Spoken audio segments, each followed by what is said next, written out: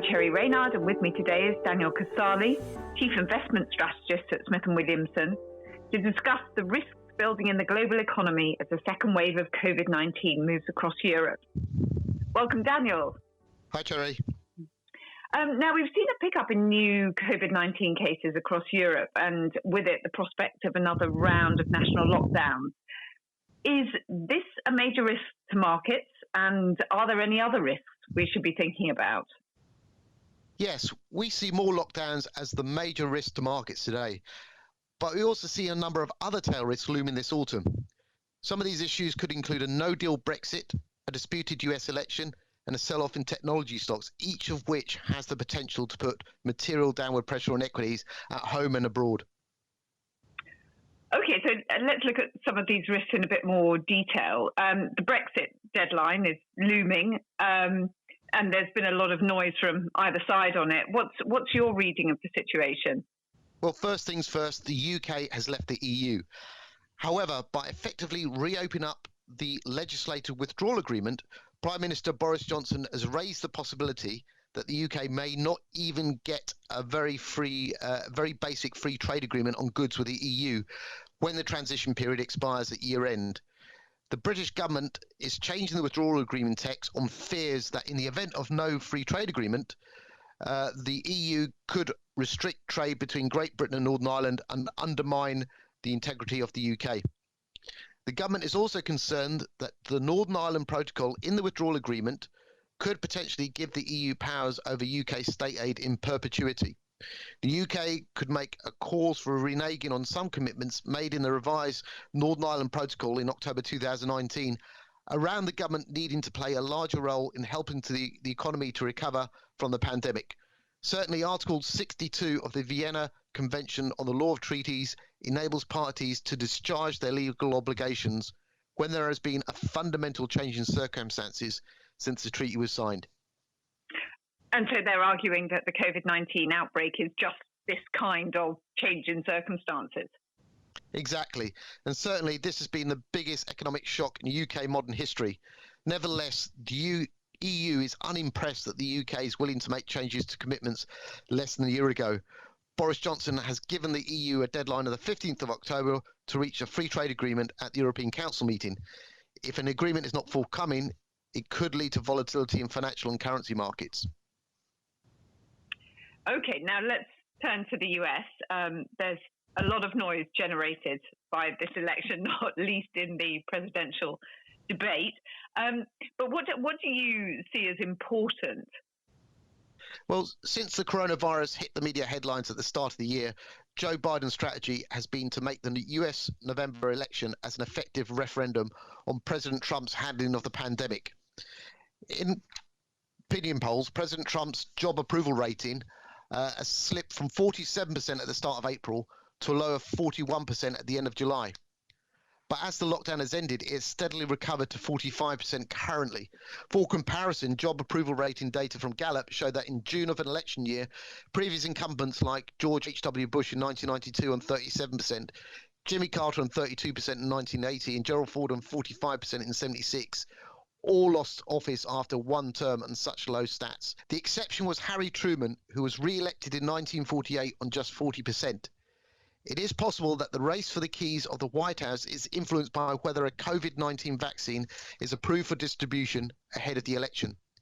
Opinion polls could narrow further and potentially lead to a wafer-thin win for either Joe Biden or Donald Trump.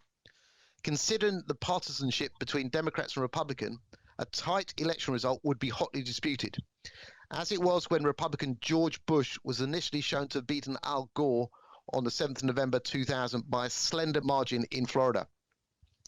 Given the closeness of the result, the Democrats demanded recounts. The S&P 500 fell over 8% during this period of political uncertainty until the Supreme Court ordered recounting to stop after 34 days. So this issue of mail-in voting could actually be the big area of contention. Yes, I mean, lingering concerns over COVID-19 are likely to boost voting by mail. This opens a whole can of risks ranging from allegations of fraud, lost, uncounted or rejected ballots from voters unfamiliar to verification requirements. Given the time it will take to count voting by mail, the election results may not be known on the day. The election is on the 3rd of November, but the deadline for all states to certify voting results is the 8th of December. Ultimately, unless there is a clear win for either side, the result could be disputed, and that could undermine financial markets' performance. There's finally been some sell-off among the big tech stocks after an extraordinary run for the sector. What do you believe is happening there? Well, the so-called FANGs, that's Facebook, Apple, Amazon, Microsoft and Google, a basket of technology stocks have sold off in aggregate by about 16% from peak to trough in September. The biggest correction seen since the market downturn in March. Investors may be simply taking profits after such a strong run and getting apprehensive about increasingly demanding valuations. As the economy opens up again, competitors will be able to recover at least some market share, thus slowing FANG's growth rates and reducing their relative attractiveness. The risk to markets is the size of the FANGs, which collectively account for around a quarter of the S&P 500 market cap and around 8% of global GDP. A larger correction in the FANG stocks could lead to a broader equity market correction. However, it is encouraging to see that the recent correction in the FANGs has had less of an impact on global equities in September than in late February and March. And how might this all change if a vaccine is found? And how is that influencing your outlook for markets? Well, even if an effective COVID-19 vaccine is found and used by the bulk of the population, we think that related market risks are likely to linger, so we'd expect volatility to continue. Nonetheless, when viewed from a longer-term perspective, we believe the sheer scale of the unprecedented global financial stimulus, both monetary and fiscal, and indeed hope of some medical progress against the virus, leaves sufficient room for some guarded optimism. Moreover, the opening up of the global economy is unleashing pent-up demand. One example of where this is happening is in the important US residential sector, which reported its fastest pace of existing home sales in August for 14 years. Confidence is slowly returning to the US economy as furloughed workers return to jobs. The unemployment rate has now fallen to 8.4% currently from a peak of 14.7% back in April. The improving macro backdrop has broadened to the global economy and company earnings. The consensus now expects global forward EPS growth, earnings per share growth, of 15% over the next 12 months.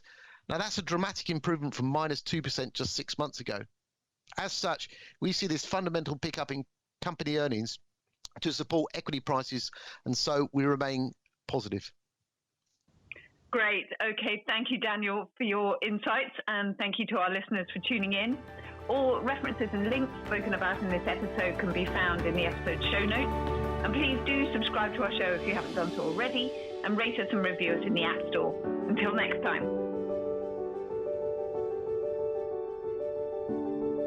This S&W The Pulse podcast is of a general nature and is not a substitute for professional advice. No responsibility can be accepted for the consequences of any action taken or refrained from as a result of what is said. The views expressed are not necessarily those of the presenter or of Smith & Williamson or any of its affiliates. No reproduction of this podcast may be made in whole or in part for professional or recreational purposes. No action should be taken based on this podcast, and we accept no liability if we change your views on any of the subjects mentioned. Smith & Williamson Investment Management LLP, authorised and regulated by the Financial Conduct Authority, registered number 580531.